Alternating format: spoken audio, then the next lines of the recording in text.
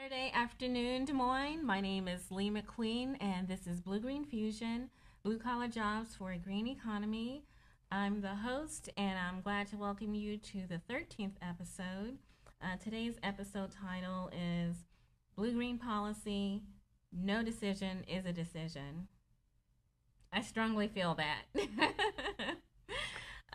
So I wanted to say that my first announcement is the Bill Stowe episode is officially the most watched Blue-Green.Fusion episode ever. I'm very proud of it, and I hope he is too. It was very exciting for me. Simply the sheer amount of information that he was able to deliver in 1 hour and 15 minutes to the audience, very clearly speaking on a level that everyone could understand, was just staggering and very educational. And I do recommend that if you haven't seen that episode, that you do get a chance to watch it when you can. It's episode 11, and it's available on the McQueen Press website, mcqueenpress.com. It's also available on Blip TV, which is similar to YouTube, only the episodes are longer. So that's blip.tv, and you can just search for Blue-Green.Fusion. I attended the City Plan and Zoning Commission meeting this past Thursday. They had some items on the agenda that I thought were interesting. And then, the question does become, why did you attend? And I can say, because I've never been to one before, and I've decided that that would be my first one that I would attend. And so on that agenda, there was development. There was a request for development on 2013 and 2099 Southeast 14th, which is the site of Adorama RV Center. They wanted approval for vehicle display lots. And so that was one. And then the other was a request from Macon Realty for an amendment to Murillo Apartments, the balcony design guidelines, and that's for multiple family residential use at 1531 High Street, which is close in the downtown area.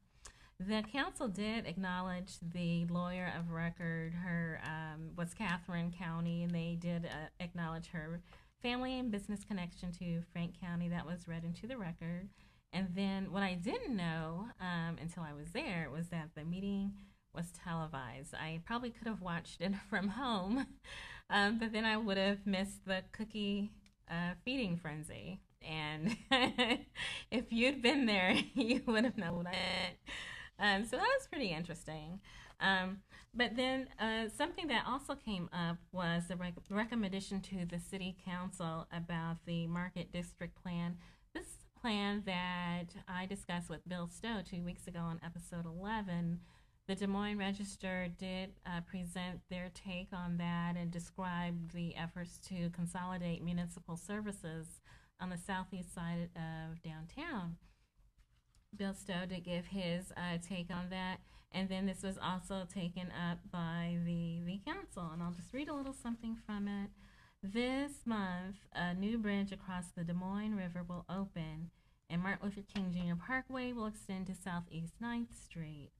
And so they hired Jeffrey Morgan Architecture to conduct the urban design study.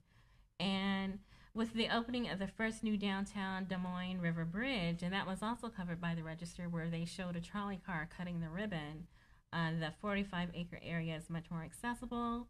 And so they're saying that the back door to the east side of downtown will be complete. It's going to serve as an entry into that part of the metropolitan downtown area. And they describe the council itself in their notes, and I'll show that on the camera real quick.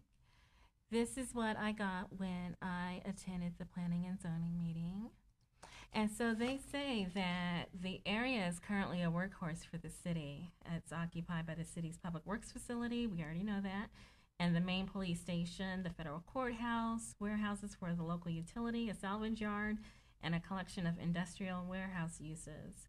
And so they want to revitalize it and use some of the existing city blocks for offices, some residential, a new market, some retail, some open spaces, gardens, parks, and trails, and multi-transit modes.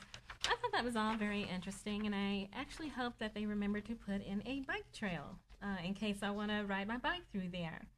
And so that plan was not a new plan. It had been tried before, discussed before in earlier designs. Um, there was a land use and zoning analysis, and that was the 2020 Community Character Plan. And so they show that that area is mostly support commercial, with the area on south side of MLK as traditional industrial. And so their study suggests that that area should be, both sides of MLK in that area should be support commercial. So that was an interesting visit for me, seeing how the council operates. And they actually did offer me a cookie when I was there, and I decided I didn't want to get in the middle of it, but that was nice of them to offer. Thank you very much. Okay, so I also wanted to follow up again from that visit where Mr. Stowe did tell us about the Polk County Emergency Center. They had an open house this past Thursday, and that was at 19th and Carpenter. And I showed their website online, the last show, episode 12, and we clicked on Code Red, where people can put in their contact information and have first line information about emergencies happening in the Polk County area. So I actually went to the physical location and discovered that it was connected with the Polk County Health Department. In fact, they share a break room. Inside the break room was a big cake, huge, and I think it was chocolate. I started cutting into it. Again, I didn't get any. I think I was just distracted and focused on something else, but I heard it was delicious. The meeting was also attended by political figures, firefighters from Des Moines, and then the Army National Guard members attended, and then some Des Moines police officers. I enjoyed meeting and chit-chatting with them, but I was very, very taken by a man called Dan Miller. Who is Dan Miller? He calls himself a ham radio operator. Online, I discovered the full title is Iowa Section Emergency Coordinator for the Amateur Radio Emergency Service. So I thought that was pretty impressive, but I guess it's probably easier to say ham radio operator.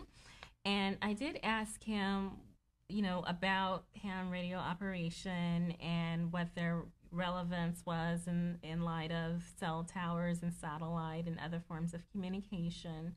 And he did tell me that cell towers do go down and satellites, fail. And so, when there's no other way to connect electrically or electronically to the grid, ham radios are able to operate off batteries. And so they're a fail-safe. And so that's a very good thing. He described to me that ham radio operators were flown in and then dropped in to help assist with Hurricane Katrina to support in the communications where they had to get extra help from outside. He also said that they helped to assist with the 2008 Iowa floods.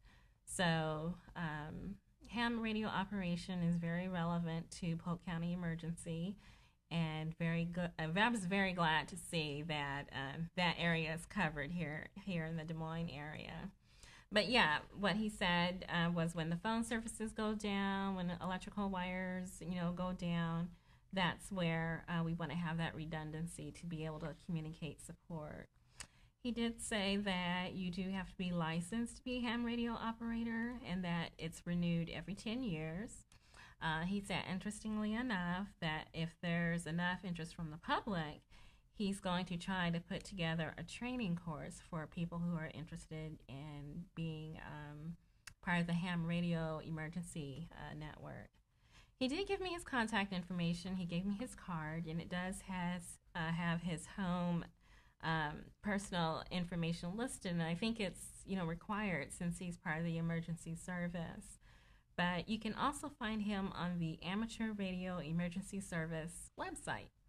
That's www.iowares.org. And so you can find his contact information here if you want to participate in training.